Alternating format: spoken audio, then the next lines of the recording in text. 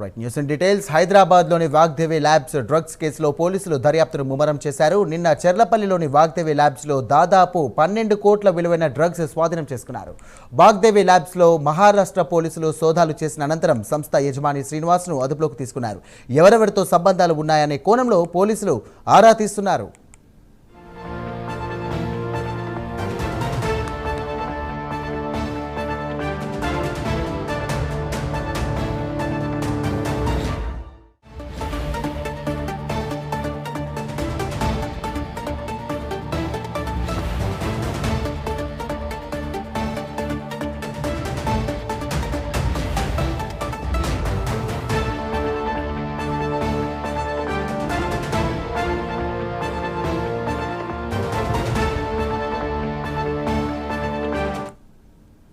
Right breaking చూస్తున్నాం.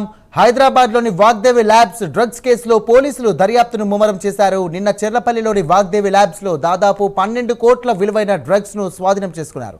వాగ్దేవి ల్యాబ్స్లో మహారాష్ట్ర పోలీసులు సోదాలు చేసిన అనంతరం సంస్థ యజమాని శ్రీనివాస్ను కూడా అదుపులోకి తీసుకున్నారు. ఎవరెవరితో సంబంధాలు ఉన్నాయనే కోణంలో పోలీసులు ఆరా తీస్తున్నారు.